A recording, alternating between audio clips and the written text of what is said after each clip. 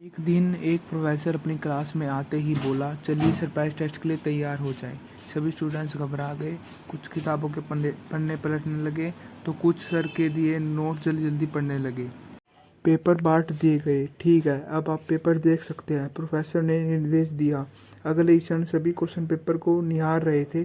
पर ये क्या, इसमें तो कोई प्रश्न ही नहीं था, तो सिर्फ वाइट पेपर पर एक ब्लैक स्पॉट। ये क्या सर, इसमें तो कोई क्वेश्चन ही नहीं है, एक छात्र खड़ा होकर बोला।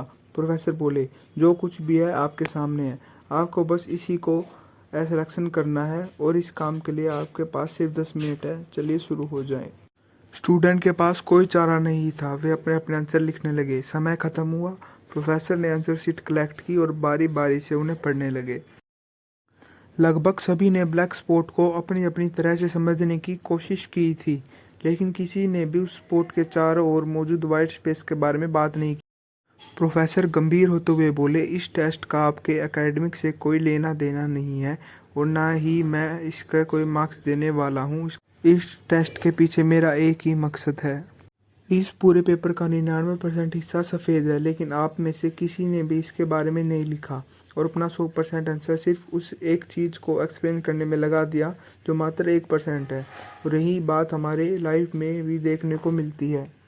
समस्याएं हमारे जीवन का एक छोटा सा हिस्सा होती है, लेकिन हम अपना पूरा ध्यान इन्हीं पर लगा देते हैं। कोई दिन रात अपने लुक्स को लेकर परेशान रहता है, तो कोई अपने करियर को लेकर चिंता में डूबा रहता है, तो कोई और बस पैसों का रोना रोता रहता है। हम क्यों नहीं अपनी ब्लेसिंग्स को काउंट करके खुश होते हैं?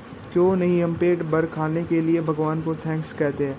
हम क्यों नहीं अपनी प्यारी सी फैमिली के लिए शुक्रगुजार होते हैं? क्यों नहीं हम लाइफ की उन 99% चीज़ों की तरफ ध्यान देते हैं जो सचमुच हमारे जीवन को अच्छा बनाती है? तो चलिए आज से हम लाइफ की प्रॉब्लम को ज़रूरत से ज़्यादा सीरियस लेना छोड़ें और जीवन की छोटी छोटी खुशियों को एंजॉय करना सीखें। यही जीवन का सच है, तभी हम ज़िंदगी को सही मायने में जी पाएंगे।